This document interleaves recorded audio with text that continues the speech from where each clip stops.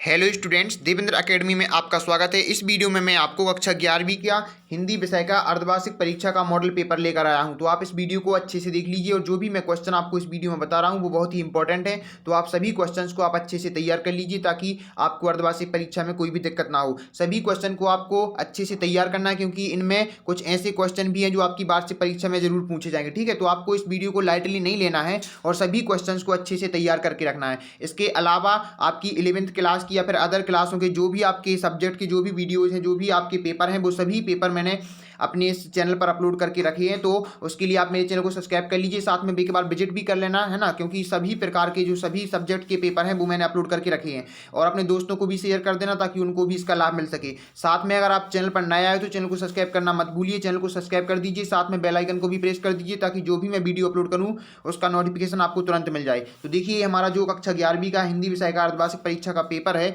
वो देखिए पूर्णांक 80 नंबर का आएगा। आपका 3 घंटे का टाइम रहेगा। ये तो मेन जो आपका पैटर्न है आपको पता होना चाहिए। इसके बाद देखिए हमारा जो पहला प्रश्न है, इसमें पहला प्रश्न देख लीजिए, सही विकल्प चुनकर लिखिए। हमारा पहला प्रश्न है, सही विकल्प चुनकर लिखिए। तो ये देखिए इसका पहला प्रश्न किस संचार शास्त्री के अनुसार संचार अनुभवों की साझेदारी है। तो ये आपको 4 ऑप्शन दिए गए हैं, आंसर आपको खुद से बताना है। या फिर अगर आपसे आंसर नहीं है तो फिर इसके बाद आप कमेंट बॉक्स में बताइए कि आपके पास आंसर नहीं है। तो इसके बाद मैं एक और वीडियो अपलोड करूंगा जिसमें मैं सिर्फ इनके आंसर बताऊंगा। ठीक है, सभी क्वेश्चंस के आंसर मैं आपको दे दूंगा। कुछ क्वेश्चंस के आंसर मैं इस वीडियो के लास्ट में ही देने वाला हूं, तो आप बने रहिए अंत तक। ठीक है, ये आपका पहला प्रश्न रहा।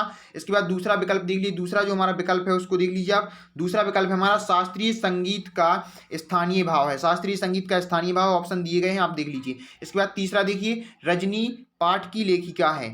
चौथा देखिए, चौथा है आपका स्पीति घाटी में किस धर्म का अधिक बोलबाला है। इसके बाद पांचवा देख लीजिए, पांचवा है आपका कारगर में भवानी प्रसाद किस कार्य में व्यस्त रहे। इसके बाद छठवा है कवि का पिता को कभी भी क्या महसूस नहीं हुआ। इसके बाद नेक्स्ट देखिए, सातवां मोर मुकुट कौन है।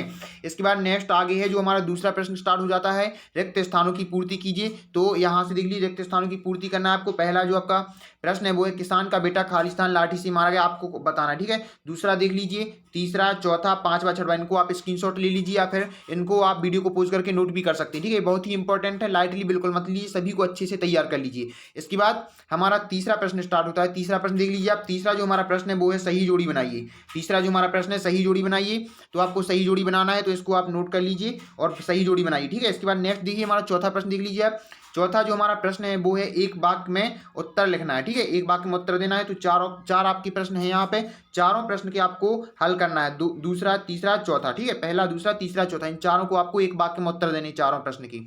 इसके बाद पांचवा प्रश्न देख लीजिए, हमारा पांचवा प्रश्न है। नेक्स्ट आगे देखिए जो हमारा पांचवा प्रश्न है, रस के 4 अंगों के नाम लिखिए। तो देखिए रस के 4 अंगों के नाम लिखना है इसका पांचवा प्रश्न। इसके बाद एक और मैंने आपको दिया है, तो देख लीजिए, एक और देख लीजिए। पांचवा प्रश्न जो आपका शामिल है जो आएगा बहुत ही इंपॉर्टेंट है। तो पांचवें प्रश्न में मैंने एक और शामिल किया है, नमक का दरोगा कहानी में पंडित अलोपीदीन के व्यक्तित्व के कौन से 2 पहलू उभर कर आते हैं। तो ये आपका पांचवा है। इसके बाद छठवा देख लीजिए। नेक्स्ट जो आपका छठवा क्वेश्चन है वो देख लीजिए आप। छठवा जो आपका क्वेश्चन है वो है मियाँ नसीरुद्दीन को नॉन बाइयों का मसीहा क्यों कहा गया है। इसके बाद सातवां देखिए। सातवां जो हमारा प्रश्न है, जनसंचार माध्यमों का आम जीवन पर क्या प्रभाव है। इसके बाद आठवां प्रश्न देख लीजिए, लोक लाज खोने का अभिप्राय क्या है। इसके बाद नेक्स्ट नौवां जो हमारा प्रश्न है, पथिक का मन कहाँ विचरना चाहता है। इसके बाद नेक्स्ट देखिए 10वां जो हमारा प्रश्न है, स्वाधीन भारत में किसानों की क्या स्थिति है। 11वां देख लीजिए। 11वां है हमारा राजस्थान में कुएं किसे कहते हैं, इसकी गहराई और व्यास तथा सामान्य कुओं की गहराई और व्यास में क्या अंतर है। इसके बाद देख लीजिए कि हमारा 11वां रहा। इसके बाद 12वां देख लीजिए। 12वां है लता मंगेशकर को बेजोड़ गायिका क्यों माना गया है, कोई 3 कारण लिखिए। इसके बाद 13वां जो हमारा प्रश्न है, 13वां प्रश्न है हमारा, परीक्षा अवधि में ध्वनि विस्तारक यंत्र पर प्रतिबंध लगाने हेतु अपने जिले के जिलाधीश को पत्र लिखिए। यहाँ पे क्या करना है, पत्र लिखना है अपने जिलाधीश को ध्वनि विस्तारक यंत्रों पर प्रतिबंध लगाने के लिए। इसमें सभी इंपॉर्टेंट क्वेश्चन शामिल किए गए, तो आप सभी क्वेश्चन अच्छे से देखना। ठीक है, इसके बाद देखिए हमारा जो हमने पहले 5वां क्वेश्चन आपको बताया था, जो हमने बोला था ये बहुत इंपॉर्टेंट है।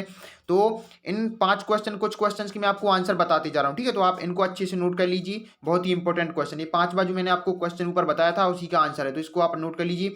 इसके बाद नेक्स्ट देखिए 6वां प्रश्न होगा हमारा, उसका भी आंसर देख लीजिए। ये हमारा 6वां प्रश्न बताया था मैंने, ये उसी का आंसर है, 6वें प्रश्न का आंसर, इसको नोट कर लीजिए आप या फिर स्क्रीनशॉट ले लीजिए। इसके बाद 7वां प्रश्न देख लीजिए, 7वें प्रश्न का आंसर होगा नीचे, ये 7वें प्रश्न का आंसर है आपका। इसके बाद 8वां प्रश्न देख लीजिए, ये रहा आपका 8वां प्रश्न, तो ये 8वें प्रश्न का आपका आंसर है। इसके बाद नेक्स्ट देखिए 9वें प्रश्न का आंसर होगा आपका, ये आपका 9वें प्रश्न का आंसर है, पथिक का मन कहाँ विचरना चाहता है। इसके बाद 10वां प्रश्न देख लीजिए आप, जो मैंने ऊपर आपको 10वां प्रश्न बताया था ये उसी प्रश्न का आंसर है, इसको भी देख लीजिए। इसके बाद नेक्स्ट है आपका 11वां प्रश्न, इसको देखिए 11वां प्रश्न देखिए, इसका भी आंसर दिया हुआ है। इसके बाद 12वां प्रश्न देख लीजिए आप, 12वां प्रश्न बताया मैंने, लता मंगेशकर को बेजोड़ गायिका क्यों माना गया है, कोई 3 कारण लिखिए, तो इसका आंसर भी ये है। ठीक है, तो इसको अच्छे से नोट करना है आपको, अच्छे से तैयार करना है, बहुत ही इंपॉर्टेंट है। इसके बाद 13वां देख लीजिए, 13वां क्या है, परीक्षा अवधि में ध्वनि विस्तार केंद्र पर प्रतिबंध लगाने हेतु अपने जिले के जिलाधीश को पत्र लिखना था, है ना, ये मैंने ऊपर आपको प्रश्न बताया था। तो उसको किस तरीके से लिखेंगे पत्र, वो आप देख लीजिए, पैटर्न है पूरा और ऐसे ही लिखना है आपको सेम। ठीक है, देख लीजिए यहाँ पे, इसको आप नोट कर लीजिए। इसके बाद देखिए इसके आगे जो आपको जो लास्ट वाली लाइन नहीं दिख रही, तो इसके आगे का और देख लीजिए, मैं आपको बता रहा हूँ नेक्स्ट पेज में इसके आगे का देख लीजिए आप, नीचे का जो पैटर्न होता है वो किस तरीके से रहता है, देखिए ये यहाँ से इस तरीके से। ठीक है, तो इसको आप अच्छे से करना है आपको, यहाँ से ये पैटर्न मेन रहता है इसमें, जब लेटर या एप्लीकेशन लिखते हैं तो उसमें जो पैटर्न होता है वो मेन रहता है। ठीक है, तो इसको अच्छे से ध्यान देना है आपको। इसके बाद नेक्स्ट देखिए, नेक्स्ट है हमारा ये आपका उदारता का, देखिए यहाँ पर पैसेज दिया हुआ है, समझ रहे हैं ना आप, गद्यांश दिया हुआ है यहाँ पे। तो इस गद्यांश को आपको पढ़ के जो नीचे क्वेश्चन दिए हुए हैं 5, इन क्वेश्चन के आंसर आपको देने हैं ऊपर इस गद्यांश में से। ठीक है, तो इस गद्यांश को अच्छे से पढ़िए, समझिए और नीचे जो 5 क्वेश्चन दिए गए हैं उनके आंसर आप दीजिए। ठीक है, तो ये जो भी मैंने आपको ये 14 क्वेश्चन बताए हैं और कुछ क्वेश्चन के मैंने आपको आंसर भी बता दिए हैं, ऑब्जेक्टिव टाइप क्वेश्चन बस रह गए हैं, तो उनके आंसर मैं अगली वीडियो में बताऊंगा। ठीक है, इसके जस्ट बाद में एक और वीडियो अपलोड करूंगा, तो उसमें मैं सबके आंसर बता दूंगा जो भी आपके ऑब्जेक्टिव टाइप क्वेश्चन है। और अगर आप कक्षा 11th या कोई भी कक्षा की आप किसी भी विषय के अगर आप पेपर चाहते हैं या कोई भी वीडियो चाहते हैं, तो उसके लिए आप चैनल को सब्सक्राइब कर लीजिए और मेरे चैनल पर विजिट भी कर लीजिए। मैंने सभी वीडियोज़ हैं ना जो अपलोड कर रखे हैं पेपर। ठीक है, तो उसके लिए आप मेरे चैनल को सब्सक्राइब कर लीजिए और साथ में बेल आइकन को भी प्रेस कर दीजिए, ताकि जो भी मैं वीडियो अपलोड करूँ उसका नोटिफिकेशन आपको मिलता रहे। ठीक है, साथ में दोस्तों को भी शेयर कर देना ताकि उनको भी इसका लाभ मिल सके। और अगर आपको वीडियो पसंद आई तो वीडियो को लाइक ज़रूर कर देना। Thank you.